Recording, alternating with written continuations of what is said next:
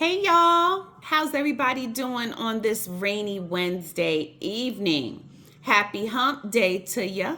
Stacy Nicole here with another video with enlightenment and encouragement.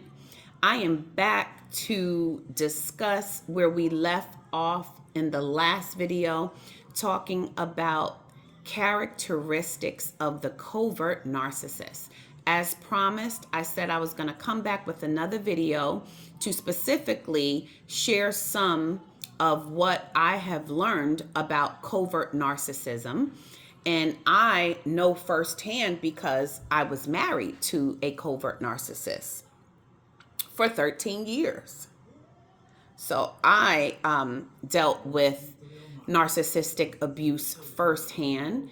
And thank God, praises be to God, that I came out on the other side of it. And if anything that I can share will help someone else, then to God be the glory. I'm here for it. If anything that I have gone through that I share on this channel can help and encourage someone else to get set free, to get help, to get out, to get delivered, then my job is done. And that's what it's about. I want to create a community for survivors, right? For survivors. We are not what we have been through. But as long as we come out on the other side and we have a story to tell and we can pay it forward and possibly help someone else, then that's what it's about. That's what it's about. So, let's see. Before I get started, what I'd like to do is premise this with a little bit of scripture reading. So we're going to be coming out of Psalms 52, verses 1 through 5. Psalm 52, verses 1 through 5. And it reads, "To the chief musician, a contemplation of David when Doeg the Edomite went and told Saul and said to him, David has gone to the house of Ahimelech. Why do you boast in evil, O mighty man? The goodness of God endures continually." Verse 2, "Your tongue devises destruction like a sharp razor working deceitfully. You love evil more than good." This is verse 3. "You love evil more than good, lying rather than speaking righteousness. Selah." Verse 4. "You love all devouring words, you deceitful tongue." Verse 5. "God shall likewise destroy you forever. He shall take you away and pluck you out of your dwelling place and uproot you from the land of the living." Selah. So that was Psalms 52, verses 1 through 5. So with that, let's get into it. What are some of the characteristics that make up a covert narcissist? So what I've done is I've broken some of the characteristics down into the phases that you will typically see the behavior unfold in the relationship. So in the beginning of the relationship, when, everybody's on their best behavior, the covert narcissist will love bomb you down. The love bombing is just next level. The flattery, compliments, the, just the kindness is on overdrive. You will get the flowers, the gifts, the best of restaurants, wherever you'd like to go, even vacation, depending on, how long the money may be or how deep the pockets are. You'll be taken on trips. You'll get beautiful gifts. You're just, treated like a princess. You're treated like a princess. And it does seem a little surreal. So that's how you kind of know if something is too good to be true. Sometimes it is too good to be true. So they are known for love bombing their victims.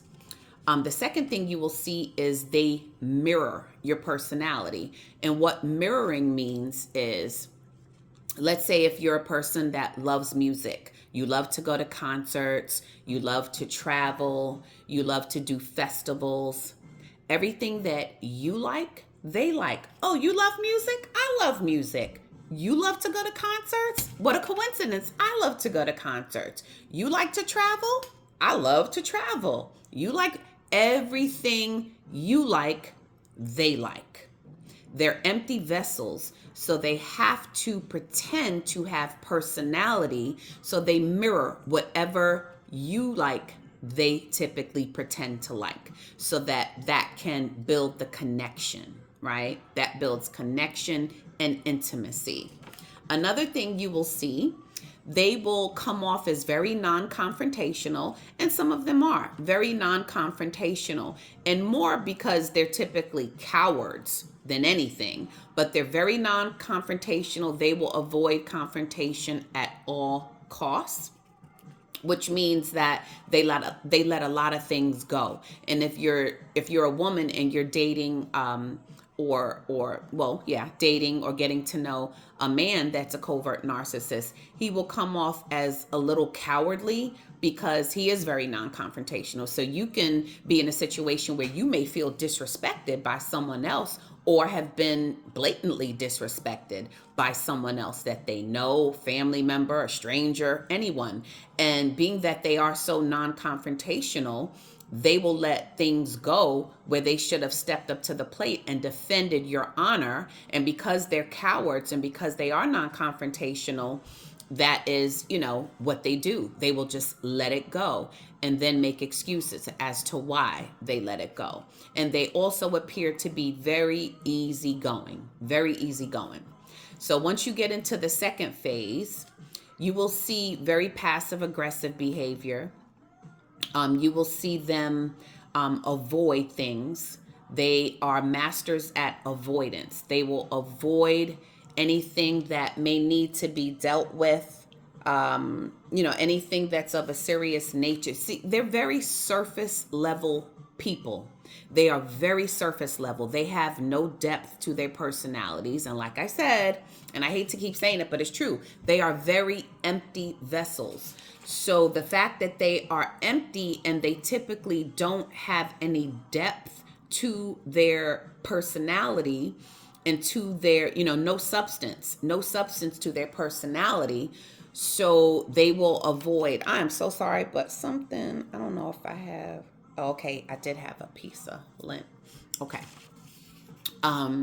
Yes, so being that they are so surface level, they avoid at all costs. They avoid things that, a normal person would just deal with. If there's something, let's say if there's tension in the air, right? Typically, if you're in a relationship with someone or you're dealing with someone, when you're dealing with someone who is healthy, if there is tension building, right, a normal person is going to, especially if they know that, there was something that they did that may have offended you or rubbed you wrong or whatever. In a healthy relationship, they're going to apologize. Maybe y'all can talk about it briefly and you move on. That's that. With a covert narcissist, they can be fully aware, but they will ignore the elephant in the room just as sure as the sun is going to come up tomorrow. They will avoid it at all costs. They will ignore the elephant in the room. They will allow it to be toxic, and will pretend and will just, act like nothing ever happened, knowing that something is very wrong and knowing 9 times out of 10 that it was something that they did or did not do that was wrong, and they will avoid dealing with the situation head on at all costs.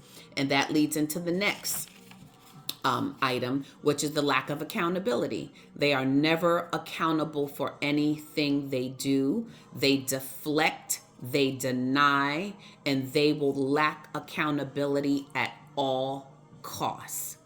So accountability to a narcissist, to a covert narcissist in particular, is like what kryptonite was to Superman. Like, accountability is their kryptonite, plain and simple. You're not going to get it. As you get into the third and typically the final phase of the relationship, you're going to realize just how two-faced the narcissist is.